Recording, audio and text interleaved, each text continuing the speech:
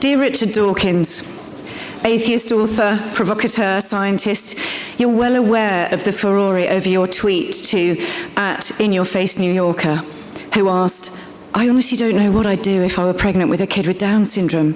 Real ethical dilemma." Abort it and try again, was your advice. It would be immoral to bring it into the world if you have a choice. It's the civilized thing to do. They're fetuses, diagnosed before they have human feelings. Most couples opt for it, and most doctors recommend it.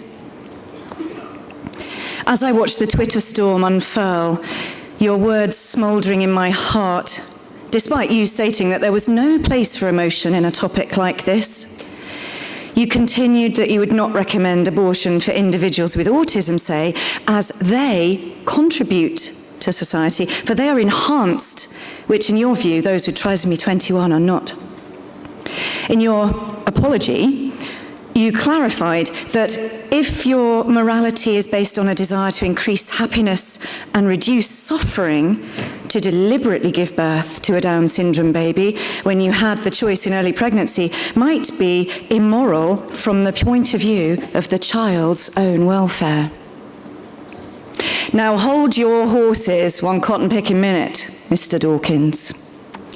I think perhaps you're confusing non-essentialist humanist thinking with a loss of humanity here.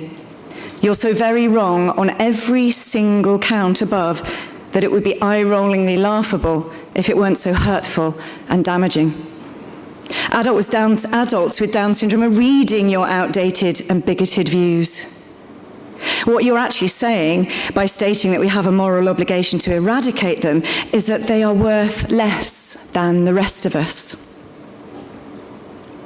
So before you go any further, I suggest that you stop and listen to someone who actually lives the reality you came to speak on with authority. As I read this piece, my children are making cakes in the kitchen with their dad. They're squabbling over who gets the first one, and I can almost hear them discussing whether they want pink or green icing on top. The snapshot shows that my household is just like yours. And yes, one of our children does have an extra chromosome. Yes, she has Down syndrome. It's just one part of who she is. A very important part, but it doesn't define her. And she absolutely does not suffer from the condition. Instead, grabbing life with both hands and living every moment to its fullest. But like you, Mr. Dawkins, before our youngest was born, I too believed in the fictitious model of learning disability that society has constructed throughout history. The words Down syndrome struck fear into my mummy-to-be heart, as medical professionals talked of the need for screening and my calculated risks of having a child with a condition. I only had outdated stereotypes, glimpses into the lives of strangers many years ago in my mind's eye at that time. If upon delivery of the bad news, amid sorries and sober faces, we were simply given the earliest available slot for a termination, as many parents are, we might well have joined the ranks of the 92% of those who choose that route, thinking it the kindest option for our daughter, an early form of euthanasia. I will not cry. What we wouldn't have realised is that actually choice is being taken away from many of us. The choice to decide whether to continue with a pregnancy or not, once given unbiased information. The choice not to opt for screening in the first place, that's a possibility too. And for the record, thankfully, we did not have an antenatal diagnosis, and thus did not feel subjected to that kind of societal pressure. And here is where you make your biggest error, Dr. Dawkins, for this is not a religious atheist debate. It's not a clear-cut standoff between pro-lifers and pro-abortion camps. This is about ordinary people making difficult ethical decisions based on the limited amount of knowledge they have at their disposal. Your comments only serve to further entrench the myths and fear that surround Down syndrome. You too have accepted and swallowed the lie a lie that many of us work hard to replace with accurate narrative. Down syndrome is natural. It's occurred since time began, and we are all different. We all need support at different times in our lives, and we all have our flaws. That is part of humanity, and it's what makes society rich and interesting. Why do we spend around £30 billion a year on screening, yet only £500,000 on research into better education and support for those with Down syndrome? Our daughter is now 8, and she has taught us so very much. She's an ambassador, a teacher. She makes us appreciate the details of life, learn in different ways.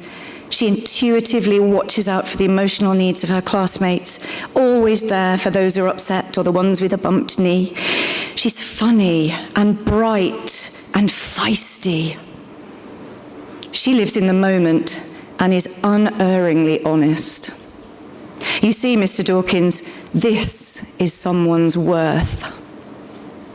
The only burden I have on my shoulders as a parent is tackling the misinformed.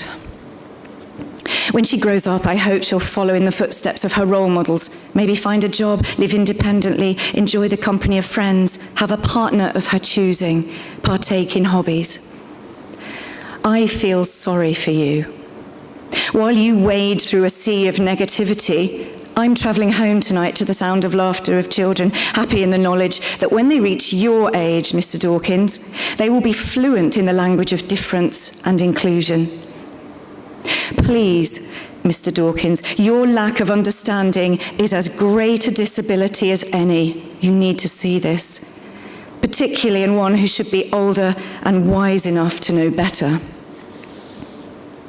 I can understand that you don't know the realities of Down syndrome today. I understand that segregation was standard practice when you were growing up, and I truly pity the fact that you lack the enhanced extra dimension that our community benefits from by having children like our daughter at their core.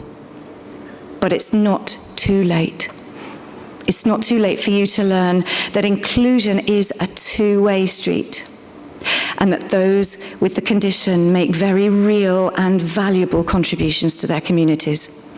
That I wouldn't change a single hair on my daughter's head. And I sent him a copy of our book as well.